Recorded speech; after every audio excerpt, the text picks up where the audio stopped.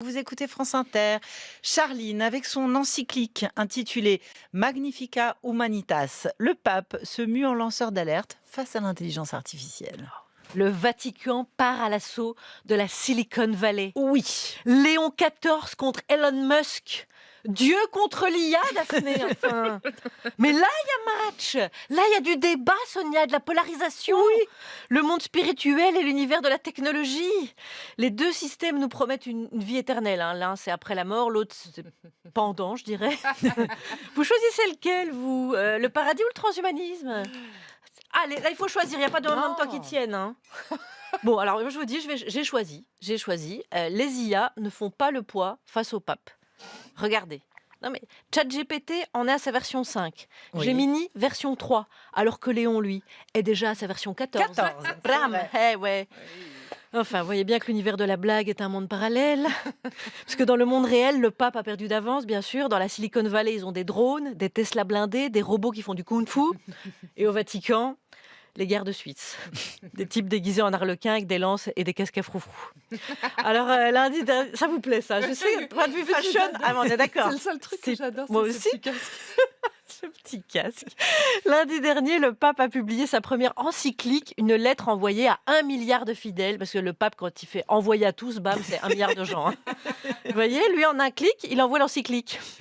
Celle-là, c'est pour vous, Sonia. Vous comprendrez après la chronique. C'est rare qu'un pape publie un texte, ça veut dire qu'il est vraiment très inquiet. D'habitude, quand il veut obtenir un résultat, il fait une prière en allumant un cierge, on est d'accord. Ici, il a rédigé 100 pages sur la protection de la personne humaine à l'ère de l'IA. Il y écrit que la dignité de la personne humaine ne dépend ni de son utilité, ni de sa productivité, ni de ses capacités techniques. J'en déduis que Léon ne sera pas le candidat de la droite pour 2027. Avouez, c'est marrant d'entendre le pape parler d'intelligence artificielle, parce que moi j'attends que Jeff Bezos nous dise d'aimer son prochain. Mais on peut aussi se féliciter de voir le Vatican lucide face aux menaces, parce qu'on a quand même connu une époque où le principal ennemi du pape, c'était le préservatif. C'est vrai. Résultat, aujourd'hui, on ne sait plus très bien s'il est latex ou silicone. Mais bon. Le pape a même baptisé Claude le chatbot de la société Anthropique parce qu'il a invité son patron au Vatican. Il ambitionne d'en faire une IA dotée d'une morale. Depuis, chez Anthropique, ils refroidissent les serveurs à l'eau bénite.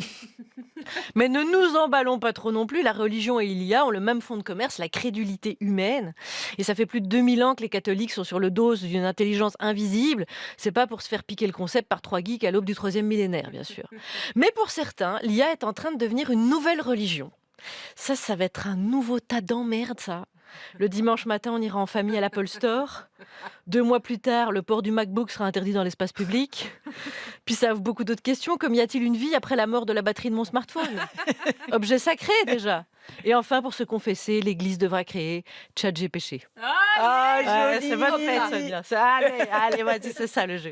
Allez, concluons. Et admettons que l'IA soit la nouvelle religion.